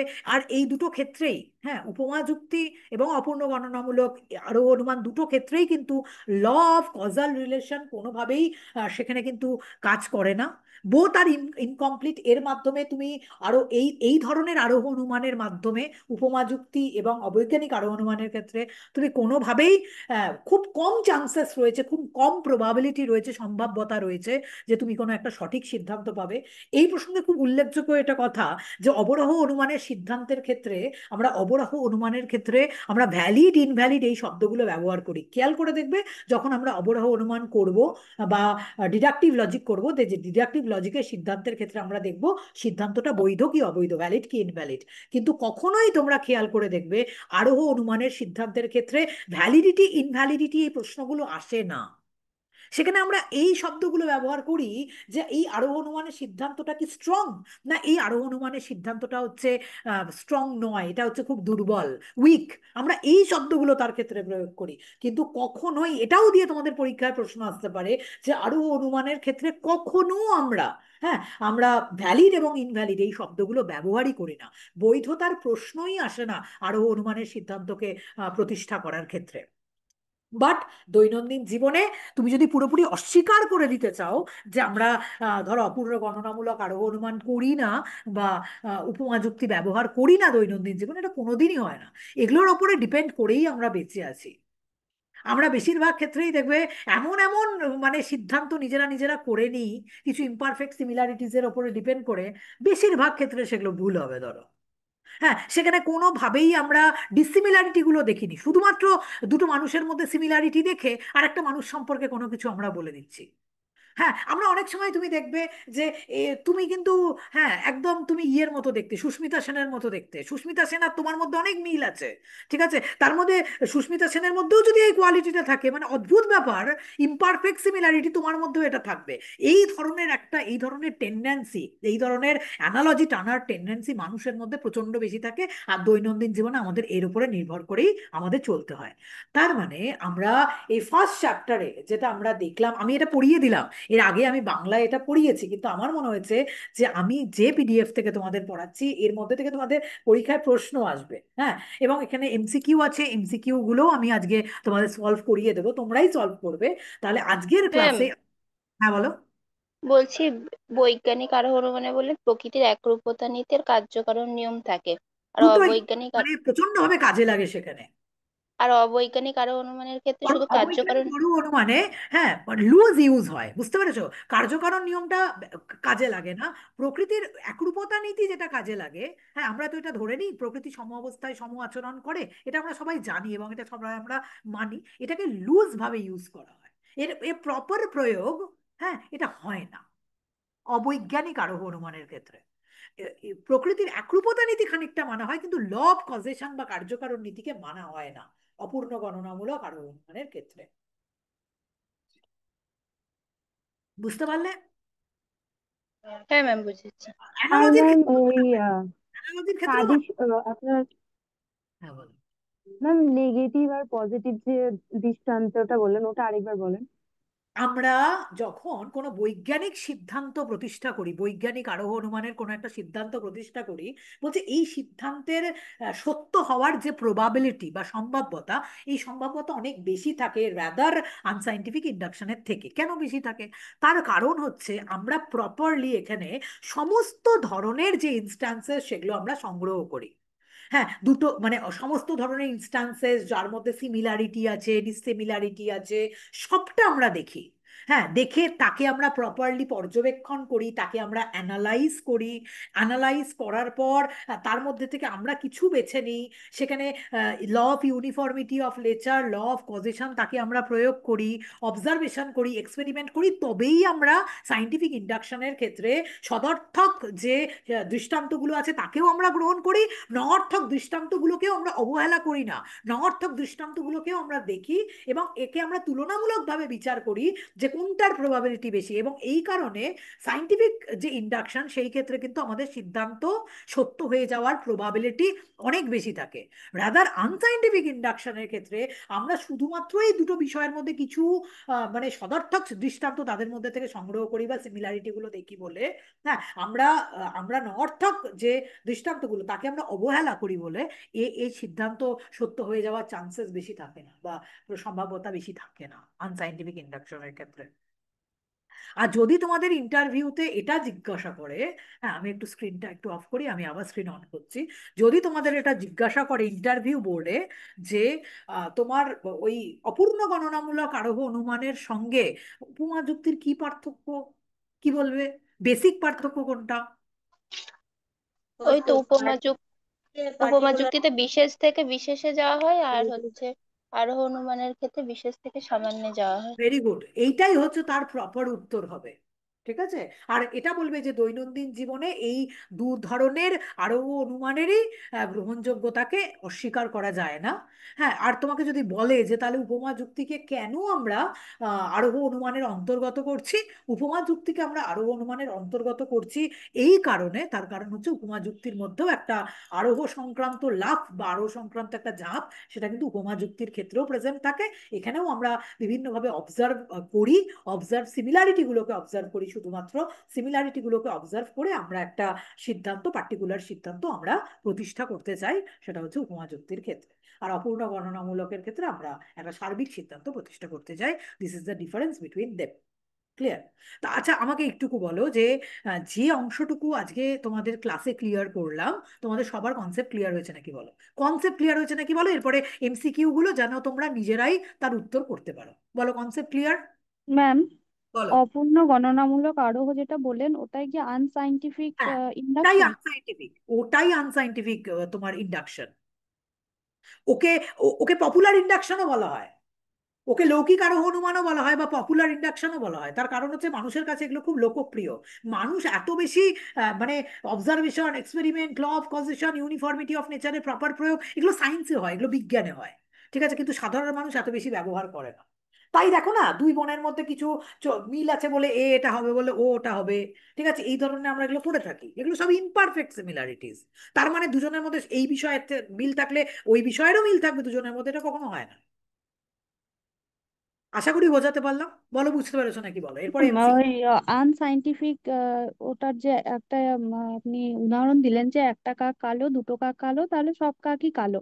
হ্যাঁ, কিন্তু সাইন্টিফিক ইন্ডাকশনেরও তো আপনি এরকমই একটা উদাহরণ দিলেন যে রাম মরণশীল, যদু মরণশীল, শ্যাম মরণশীল, তাহলে সকল মানুষ মরণশীল। এটার প্রবাবিলিটি কিন্তু অনেক বেশি কাকের থেকে। মানে একই রকমই তো দুটো মনে হচ্ছে যে তোমার মনে হচ্ছে দুটো অবজারভেশন অবজারভেশন করেই চলে গেছে? সিদ্ধান্ত গ্রহণ করছি। যখন তুমি প্রত্যেকটা মানুষ মরণশীল বলছো, ঠিক আছে, আমরা যখন বলছি, সায়েন্স যখন বলছে, প্রচুর অবজারভেশন, প্রচুর এক্সপেরিমেন্ট হয়েছে এটার উপরে, ঠিক আছে, প্রচুর অবজারভেশন, প্রচুর এক্সপেরিমেন্ট হয়েছে, এবং তার সাথে সাথে তোমার এখানে তোমার law of uniformity of nature এবং ল অফ কজেশন এখানে প্রচন্ডভাবে কাজ করেছে। তোমার এগুলো মনে হচ্ছে? তুমি এরকম ইনস্টান্সেস, বিরোধী দৃষ্টান্ত পৃথিবীতে খুঁজেই পাবে না। মানুষ মারা যায়নি ধরো, তুমি খুঁজে পাবে নাকি? হ্যাঁ, তুমি তুমি ভাবো না যে আরো অনুমান সবসময় অবজারভেশন এক্সপেরিমেন্টের উপরে নির্ভর করে? তুমি এক্সপেরিমেন্ট করে আমাকে দেখাও তো দেখি, একটা বিরোধী সিদ্ধান্ত তুমি প্রতিষ্ঠা করে দেখাও যে এই মানুষ কোনোদিন মারা যাবে না বা মারা যায়নি, 200 বছর 300 বছর ধরে সে বেঁচে আছে, তুমি করতে পারবে না। কিন্তু তুমি যদি এখনই, হ্যাঁ, তুমি বিদেশে যাও, তুমি কাকের মতোই একটা কাউকে দেখতে পাবে, সাদা কিছুকে দেখতে পাবে, কিন্তু দেখবে সেই কাকের গায়ের রংটা কালো না, কাকের গায়ের রংটা আলাদা, তুমি এটা পাবে। সুতরাং তুমি তোমার পরিবেশের মধ্যে দু চারটে কাক দেখে তুমি এই সিদ্ধান্তটা ইউনিভার্সাল করে দিতে পারো না যে অল ক্রোজ আর ব্ল্যাক, এটা করতে পারো না। বা তুমি এটা বলতে পারবে যে অল মেন আর মেটাল। এবং এই সিদ্ধান্তের যে দৃঢ়তা বা এই সিদ্ধান্তের যে গ্রহণযোগ্যতা, সেটা অল ক্রোজ আর ব্ল্যাকের থেকে অনেক বেশি, এবং সায়েন্স এটাকে প্রতিপন্ন করেছে। Law of uniformity of nature এটা বলছে প্রকৃতি সম অবস্থায় সম আচরণ করলে আগেও মানুষ মারা যেত, এখনো মানুষ মারা যাবে, ভবিষ্যতেও মানুষ মারা যাবে, কোনো মানুষই আজীবন কখনো বাঁচবে না। কিন্তু তার মানে এটা নয় যে তুমি দু চারটে কালো কাক দেখেছো তার মানে সব কাক কালো, এটা নয়, এটা বলা যায় না। এটাকে বলা হয় পপুলার ইন্ডাকশন বা লৌকিক আরোহ অনুমান, আর ওটাকে বলা হয় তোমার সাইন্টিফিক ইন্ডাকশন, যেখানে প্রপারলি অ্যানালাইজ করা হয়েছে, সায়েন্স এটাকে অ্যানালাইজ করেছে। বোঝাতে পারলাম? বুঝতে পেরেছো? দৃঢ়তা, সিদ্ধান্ত মনি যেটা বললাম, সিদ্ধান্তের দৃঢ়তা, সেই দৃঢ়তাটা ওর ক্ষেত্রে অনেক বেশি, প্রবাবিলিটিটা অনেক বেশি, এর ক্ষেত্রে প্রবাবিলিটি অনেক কম। তুমি সারাক্ষণ গোলাপ ফুল লাল দেখেছো, তুমি তোমার পরিবেশে সবসময় দেখেছো গোলাপ ফুল লাল, হ্যাঁ, তার মানে তুমি সিদ্ধান্ত করতে পারবে না যে সকল গোলাপ হয় লাল। একটা টাইমে আমি শুধু লাল গোলাপই দেখেছিলাম, তার মানে এটা নয় গোলাপ লাল, গোলাপ কালোও হয়। আপেল সবসময় ওই লাল রঙেরই আপেল হয় তা কিন্তু নয়। তুমি তোমার দৈনন্দিন জীবনে লাল রঙের আপেল দেখেছো মানে সব আপেল লাল তা নয়, সবুজ আপেলও আছে এবং অন্য কালারেরও আপেল আছে, তুই বলতে পারবে না কখন। বোঝাতে পারলাম কি? বুঝতে পারলে কি মনি? হ্যাঁ ম্যাম, বুঝতে পেরেছি। Clear concept? ম্যাম। হ্যাঁ, মানে যেটার স্ববিরোধী দৃষ্টান্ত থাকবে না সেটা হচ্ছে না, সাইন্টিফিক। থাকবে না তুমি বলতে পারবে না কখনো। আচ্ছা, যে মানে কোনো টাইমে আরো অনুমানের সিদ্ধান্ত ভুল হয়ে যাওয়ার চান্সেস থাকে। একটা বিরোধী সিদ্ধান্ত কখনো যদি কেউ প্রতিষ্ঠা করে দিতে পারে, অবরাহ অনুমানের সিদ্ধান্ত, ঠিক আছে, অল টাইম আইদার ভ্যালিড হয় অর ইনভ্যালিড হয়, বৈধ হয় অবৈধ হয়। আরোহ অনুমানের সিদ্ধান্ত তোমার সম্ভাব্যতা, সিদ্ধান্তে সত্য হওয়ার সম্ভাব্যতা কম থাকতে পারে, বেশি থাকতে পারে, কিন্তু আরোহ অনুমানের সিদ্ধান্তকে কখনো সঠিকভাবে ট্রু বা সঠিকভাবে ফলস বলা যায় না।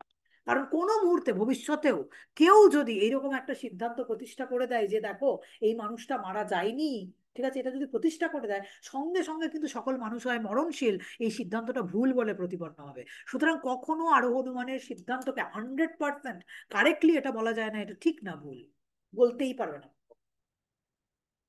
বোঝাতে পারলাম? সবসময় তার মধ্যে যেটা থাকে সেটা প্রবাবিলিটি থাকে, সম্ভাব্যতা থাকে। তো আমরা এটা বলি আরো অনুমানের সিদ্ধান্তটা সবল না দুর্বল, সিদ্ধান্তের মধ্যে কতটা জোর আছে, সিদ্ধান্তের সত্য হওয়ার কতটা সম্ভাব্যতা আছে। 100% সিদ্ধান্ত সত্য এটা কোনোদিন হবে না আরো অনুমানে। কারণ অবজারভেশন এক্সপেরিমেন্টে যদি কোনোদিন এরকম একটা সিদ্ধান্ত কেউ প্রতিষ্ঠা করে দিতে পারে, কেউ, এনিবডি, কেউ প্রতিষ্ঠা করতে পারে, সঙ্গে সঙ্গে পুরো সিদ্ধান্তটা ভুল হয়ে যাবে। ভ্যালিড ইনভ্যালিড এই টার্মগুলো তো আরোহ অনুমানে আসেই না, ঠিক আছে? আর 100% ট্রু আর ফলস এটাও কখনো আরোহ অনুমানের সিদ্ধান্ত হয় না, প্রবাবিলিটি থাকে। প্রবাবিলিটি বেশি না প্রবাবিলিটি কম, এর বাইরে কিন্তু কিছু হয় না। বোঝাতে পারলাম? আচ্ছা, ম্যাম, এইবার ম্যাম আশ্রয় বাক্যের সংখ্যা যত বেশি হবে সিদ্ধান্তের সম্ভাবনা সত্য হওয়া ততটাই বেশি আশ্রয় থাকবে বাক্যের সেক্ষেত্রে। সংখ্যা যত বেশি হবে, সংখ্যা বেশি হ্যাঁ, হলেই হবে না। হ্যাঁ, যে আশ্রয় বাক্যগুলোকে নিচ্ছ তার মধ্যে রেলিভেন্স থাকতে হবে, তার প্রাসঙ্গিকতা থাকতে হবে, তার মধ্যে সিমিলারিটি থাকতে হবে, সাইন্টিফিক্যালি সেটাকে অ্যানালাইজ করতে হবে, ডিসিমিলারিটি গুলোকেও তোমাকে দেখতে হবে, ঠিক আছে? দেখে শুনে নিয়ে সকল মানুষ হয় মরণশীল এই সিদ্ধান্তটা প্রতিষ্ঠা করা হয়েছে। কথাটা বলেছো? যত বেশি আশ্রয় বাক্যের সংখ্যা বৃদ্ধি পাবে, শুধু তাই নয়, আশ্রয় বাক্যের যে সংখ্যা বৃদ্ধি পাবে তার মধ্যে সিমিলারিটি যত বেশি থাকবে, তার মধ্যে প্রাসঙ্গিকতা যত বেশি থাকবে, তত বেশি আরো অনুমানের সিদ্ধান্ত সঠিক হয়ে যাওয়ার চান্সেস থাকবে। সবকিছু চান্সেসের উপরে ডিপেন্ড করে, প্রবাবিলিটির উপরে ডিপেন্ড করে। 100% তুমি বলতে পারো। বলো, ম্যাম পরো। বলছি, হ্যাঁ, বলো। অবৈজ্ঞানিক আরোহ অনুমানের মতো উপমা যুক্তিতেও কি শুধুমাত্র প্রকৃতির একরূপতার নীতির উপর ভিত্তি করেই গড়ে প্রকৃতির উঠছে? একরূপতার নীতি, হ্যাঁ, প্রকৃতির একরূপতার নীতি আমরা সবসময় মেনে চলি। এই সবসময় মেনে চলি এটা, যে মানে প্রকৃতি সম অবস্থায় সম আচরণ করে, এটা আমরা মানি। মানি বলেই এই অনুমানগুলো আমরা করতে পারি, নাহলে কোনো অনুমানই আমরা বাস্তব জগতেও করতে পারতাম। মানি বলেই করি। প্রকৃতির একরূপতার নীতিটাকে আমরা মন থেকে মেনে নিয়েছি, যে বিশাল কোনো প্রকৃতিতে কোনো পরিবর্তন না হলে একই ধরনের প্রকৃতি আচরণ করবে। তার পরিচয় আচরণের মধ্যে পরিবর্তন হবে না। বুঝলে? ক্লিয়ার? হ্যাঁ কিন্তু ম্যাম, কার্যকারণ বুঝেছি। নীতিটা, কিন্তু কার্যকারণ নীতিটা দুটো জায়গাতেই কাজে লাগে না, এটা হ্যাঁ, মাথায় সেটাই বলছিলাম যে অবৈজ্ঞানিক আরোহ অনুমান উপমা যুক্তিতে কার্যকারণ নিয়মটা রাখো। থাকছে না, শুধু প্রকৃতির হ্যাঁ, একরূপতা প্রকৃতির নীতিটাই থাকছে। একরূপতা নীতিটা লুজলি কাজে লাগছে। হ্যাঁ, ওটা হুম, যেমন স্ট্রংলি কাজে লাগছে, এটাকে লুজলি কাজে লাগছে প্রকৃতির একরূপতা নীতি। ঠিক আছে। হ্যাঁ। ম্যাম, এইবার আমরা একটু এমসিকিউ আসি, একটু এমসিকিউটা আলোচনা করে নিই, নাহলে দেরি হয়ে যাবে, অসুবিধা হবে। একটু দাঁড়া, একটু এমসিকিউ গুলো আলোচনা করি। তোমরা নিজেরাই উত্তর বলো, এর বাইরে থেকে তো এমসিকিউ কিছু আসবে না এই চ্যাপ্টার থেকে। কালকের ক্লাসে আমি তোমাদের কজ পড়াবো, কারণ পড়াবো, ওখান থেকেও খুব প্রশ্ন থাকে। চলো, 1 নম্বর প্রশ্ন। Inductive inference draws conclusion from the observation of dash instances, 2, 3, 4 or many? Many. Many. হ্যাঁ, আরোহ অনুমানের ক্ষেত্রে আমরা কনক্লুশন ড্র করি মেনি ইনস্ট্যান্সেস দেখে, বা অনেক ধরনের মানে আশ্রয় বাক্য থেকে আমরা একটা সিদ্ধান্ত প্রতিষ্ঠা করি, সেখানে 2, 3 আর 4 এর কোনো লিমিটেশন নেই। তাহলে 1 নম্বরের উত্তর হচ্ছে ডি, মেনি। তারপরে 2 নম্বর, 2 নম্বর, দাঁড়া এক সেকেন্ড, চলে গেল। হ্যাঁ, 2 নম্বর, the conclusion of inductive inference is dash proposition, মানে আরোহ অনুমানের ইউনিভার্সাল সিদ্ধান্ত কি হবে? Universal, universal universal universal synthetic. Universal synthetic. Synthetic. হ্যাঁ, সার্বিক সংশ্লেষক বচন। সংশ্লেষক এই কারণে অবজারভেশনের উপরে ডিপেন্ড করছে, তো আমরা অনেক নতুন নতুন তথ্য পাচ্ছি, বাস্তব জগৎ সম্পর্কিত অভিজ্ঞতার উপরে নির্ভরশীল, বাট সেটা সার্বিক হতে হবে।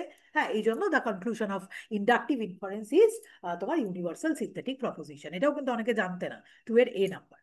3 নম্বর, the main feature of induction, এটা দিতে পারে। The main feature of induction is generalization, specialization, observation and experiment. Generalization. General সামান্যীকরণ, জেনারেলাইজেশন, সামান্যীকরণ। জেনারেলাইজেশন। হ্যাঁ, এটাই সামান্যীকরণটাই আরোহ অনুমানকে অবরোহ অনুমানের থেকে কিন্তু তোমার পৃথক করে দেয়, ঠিক আছে? তাহলে 3 নম্বরের A, generalization, is the correct answer. In induction, the process of drawing conclusion from the observation of particular instances is called law of causation, law of uniformity of nature, generalization, particularization. Law of causation ma'am, হবে না? না না না না না, B. হয়েছে কোন প্রসেসের মাধ্যমে আমরা পার্টিকুলার ইনস্ট্যান্সেসের থেকে সামান্য সিদ্ধান্তকে প্রতিষ্ঠা করি? ইউনিফর্মিটির নিচে না বাবা, জেনারেলাইজেশন। Generalisation generalisation. হবে। জেনারেলাইজেশন।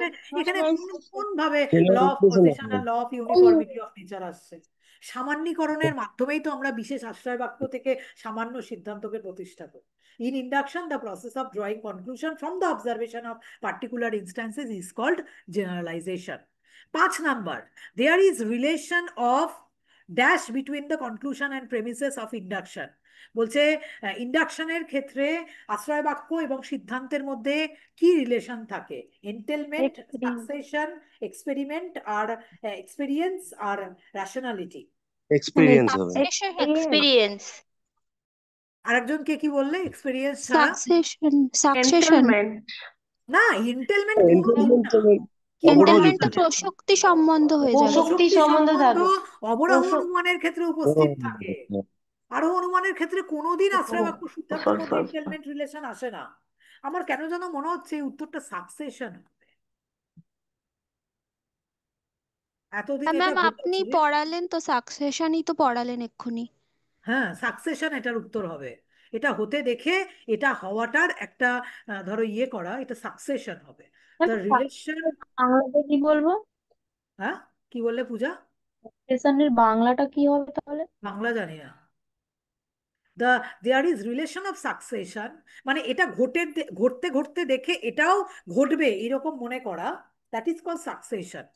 হ্যাঁ, there is relation of succession between the conclusion and premises of the induction. সাকসেশনটাই লিখে রাখো এখানে, পরে আমি আবার দেখছি 5 নাম্বারটা। 6 নাম্বার, এটা তো বলতেই পারবে। The law of uniformity of nature is the dash ground of induction, logical, formal, formal formal formal. Formal. 6 নম্বরের উত্তর হবে formal. 7 number, dash has considered induction as leap in the dark, অন্ধকারে পতিত হওয়া। কে বলেছে? মিল, বেন, কার্ভে, মিল Mill Mill. Mill. Mill Mill. Mill হ্যাঁ, Mill has considered induction as leap in the dark, এটা অন্ধকারে পতিত হওয়া। 7-এর এ হচ্ছে correct answer. 8 number, observation and experiment are the dash ground of induction, logical, material formal, material, material. Material, material ground of induction. According to the dash, nature behaves in the same manner under same circumstances. Law law of Law uniformity of Uniformity nature. of nature. 9-এর B হচ্ছে correct answer. In case of induction, we cannot apply adjectives like valid, invalid, just, unjust, proper, improper, good, bad. Valid invalid. Valid invalid. একদম, এই প্রশ্নটা ভীষণ ভীষণ important, very very important. আরো অনুমানের ক্ষেত্রে আমরা কখনো বৈধ অবৈধ এই টার্ম ব্যবহার করতে পারি না। Just, unjust, proper, improper, good or bad, strong or weak, এই শব্দগুলো আমরা সেখানে ব্যবহার করতে পারি। এই অ্যাডজেক্টিভ গুলো আমরা সিদ্ধান্তের ক্ষেত্রে ব্যবহার করতে পারি। আমরা কিন্তু কখনোই, হ্যাঁ, আমরা ইন্ডাকশনের ক্ষেত্রে ভ্যালিড ইনভ্যালিড বলতে পারবো না। ওটা শুধুমাত্র অবরোহ যুক্তির ক্ষেত্রেই কাটে। The other name of popular induction is scientific induction, unscientific, logical, material. Unscientific induction. Unscientific induction, কি হবে? অবৈজ্ঞানিক আরোহ অনুমানকে পপুলার ইন্ডাকশন বলে। তার কারণ হচ্ছে আমরা দৈনন্দিন জীবনে এই ধরনের ইন্ডাকশন খুব বেশি পরিমাণে করে থাকি। ঠিক আছে। 12 number, in case of dash, we consider both positive and negative instances. Scientific induction. Scientific induction. Scientific induction, very good. যারা যারা ভালো করে ক্লাস করেছো কনফিডেন্টলি উত্তর বলতে পারবে। সাইন্টিফিক ইন্ডাকশনের ক্ষেত্রে আমরা পজিটিভ এবং নেগেটিভ দু ধরনের ইনস্ট্যান্সেসকেই আমরা কনসিডার করি। ইন কেস অফ ড্যাশ, বা 13 নম্বরটা, in case of dash induction implied the use of steps like definition, observation, analysis, elimination and formation of scientific induction. Properly এই প্রসেসগুলো সব আমরা মেনটেন করি সাইন্টিফিক ইন্ডাকশনের ক্ষেত্রে। Dash induction is considered as the starting point of scientific induction. এটা হচ্ছে ma'am material induction. Unscientific induction, আমরা দৈনন্দিন জীবনে এগুলো করতে করতেই আমরা এগোই। বুঝতে পেরেছো? প্রথমেই আমাদের শুরুটা হয়, হ্যাঁ শুরুটা যেটা হয় আনসাইন্টিফিক ইন্ডাকশন থেকেই আমাদের শুরুটা হয়। Unscientific induction is considered as the starting point of scientific induction, মানে মানে বৈজ্ঞানিক। ম্যাম পর্যবেক্ষণ করতে করতে তারপর পরীক্ষণের দিকে হ্যাঁ, এগোচ্ছি, সেটাই বোঝাচ্ছে তো? এক্স্যাক্টলি তাই। পর্যবেক্ষণ করতে করতে, ভুল করতে করতেই তারপর আমরা ধীরে ধীরে ধীরে ধীরে সাইন্টিফিক ইন্ডাকশনের দিকে যাই।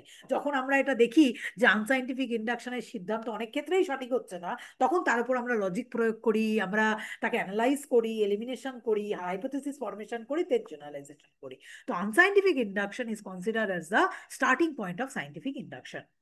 15 number, in case of analogical argument, we draw dash conclusion from particular premises.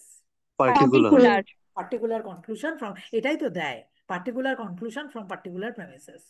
16 number, the basis of dash is observation of imperfect similarities. Analogical argument.